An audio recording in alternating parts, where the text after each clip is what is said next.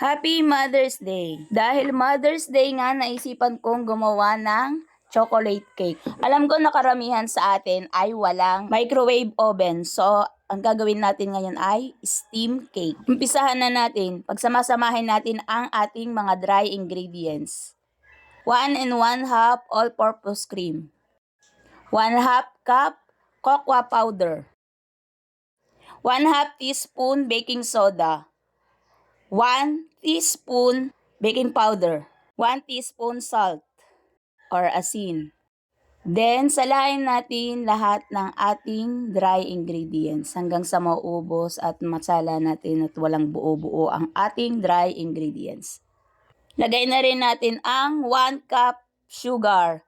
White dapat yan kaso wala akong white, so wash na lang ang ginamit ko. At haluin lang natin ulit ang ating dry ingredients. At pagkatapos nating haluin na ilagay na natin ang ating wet ingredients. Nasa sa inyo kung paghihiwalay nyo ang wet ingredients nyo at dry ingredients. Ako sinama ko na para less ang hugasin. Ilagay na natin ang ating 1/3 cup mantika or oil. Tapos isang buong itlog.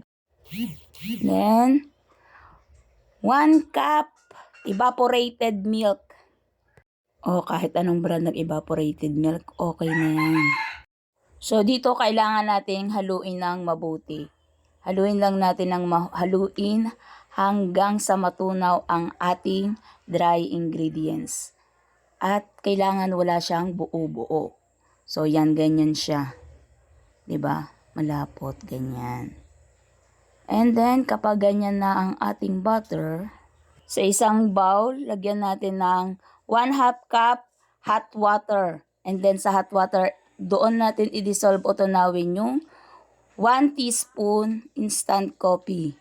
So, dissolve natin siya, tunawin natin dyan sa ating hot water. And then, ilagay na natin yan sa ating ginawang butter. And then, haluin lang natin ng mabilis kasi mainit yung ating inilagay. So, ayan. Mas gumanda yung ating butter or yung ating cake mixture. So, yan. And then, sa ating baking pan, maglagay lang tayo ng oil. Then, i-brush lang natin. Yan yung buo lahat. And then, lagyan natin ng baking paper o parchment paper. Yan. Gupitin lang natin pabilog, ganyan. And then, ilagay na natin ang ating mixture yan.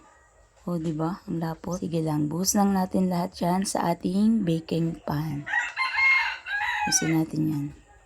And then, taktak natin ng 3 to 4. Ayan, ganyan. Dapat nagpakulo na kayo ng tubig sa inyong steamer. And then, steam natin yan ng 45 to 1 hour. Pero ako 1 hour ko niluto. And then, after 1 hour, check natin yan kung mayroon kayong toothpick sa bahay.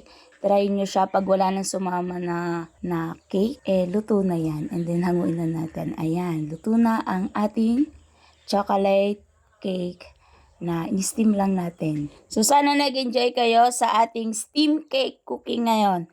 Thank you guys and thank you for watching. Don't forget to follow, like, and share Miss Allergy Kitchen. Thank you guys.